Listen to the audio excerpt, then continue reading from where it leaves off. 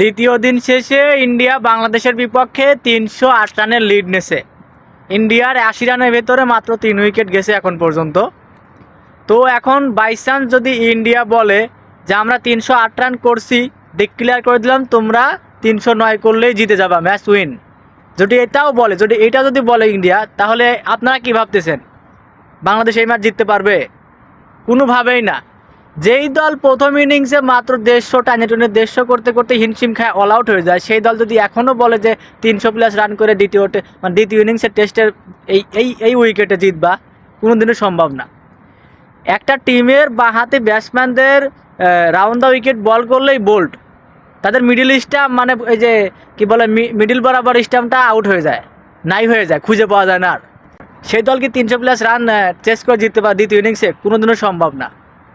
আমাদের ফুল পথে পথে রাস্তায় করে দিয়েছে, আমাদের ফুল পথে পথে রাস্তায় করে আমাদের মুখে ফুল চুনা লাগাই দিয়েছে। আমরা ম্যাচ শুরুর আগে, ইন্ডিয়া যাওয়ার আগে বহুত চাপাবাজি, বহুত টলাবাজি করছি। আমরা ইন্ডিয়াকে ভয় পাই না, কিছু করে না, ইন্ডিয়াকে আমরা হারাই দিব, আমরা ম্যাচটা জেতার জন্যই যাচ্ছি, সিরিজটা জেতার জন্যই যাচ্ছি, বহুত গলাবাজি করছি।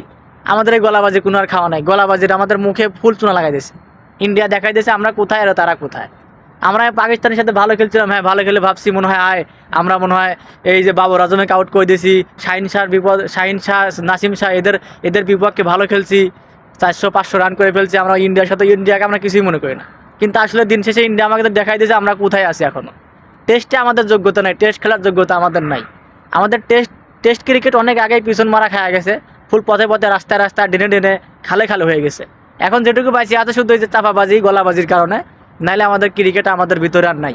আমরা শুধু এই যে প্রত্যেকটা সিরিজ হয়, প্রত্যেকটা দেশে যাই ট্যুর করার জন্য, ট্যুরে যাই, যা আসার সময় শ্যাম্পু সাবান সুটা এইসব নিয়ে চলে আসি, বউ বাচ্চার জন্য এইসব। আমাদের দ্বারা ক্রিকেট সম্ভব না, ক্রিকেট আমাদের দ্বারা হয় না। একটা টিম কীভাবে প্রথম ইনিংসে 150+ রান করতেই হিমশিম খাওয়া যায়, আর আমরা এসে প্রেস কনফারেন্সে গলাবাজি করতেছি আমাদের এই এসডি বল খেলার আমাদের হচ্ছে অভিজ্ঞতা নাই, ছোটোবেলা থেকে এই বল আমরা খেলি না। কিরে ভাই, তোমরা পেশাদার ক্রিকেটার হিসাবে তোমাদের এইসব এক্সকিউজ দিলে হবে? এইসব কারণ দেখালে হবে তোমাদের? আমরা এই বল খেলি না, এটা খেলি না, এটা বললেই হয়? এটা বলে তোমার 150 রান করেই পার পাওয়া যাবে, 150 রান করলে বলে আসে প্রেস কনফারেন্সে গলাবাজি করবে আমরা এই বল খেলি নাই।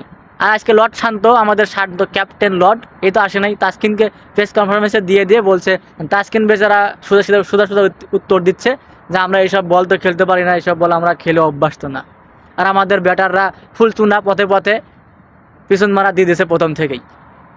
আমাদের দ্বারা ভাই ক্রিকেট সম্ভব না, আমাদের ক্রিকেট বহুত আগে পিছন মারা খাওয়া গেছে।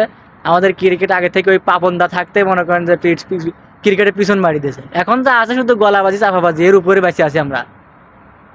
আমাদের দ্বারা ক্রিকেট হবে না। সুজা সুন্দর করে এই ইন্ডিয়ার ওই যে বড় শপিং মলগুলো আছে না, ওখান থেকে শ্যাম্পু নিয়ে, শ্যাম্পু সাবান ছোটা মেটিকপ সব কিছু নিয়ে চলে আসা লাগবে। আমাদের দ্বারা ক্রিকেট হবে না ভাই। গেছি আমরা হচ্ছে পিকনিক করতে, পিকনিক ছাড়া আমাদের কোনো কিছু আমাদের কোনো ক্রিকেট হয় না আমাদের দ্বারা।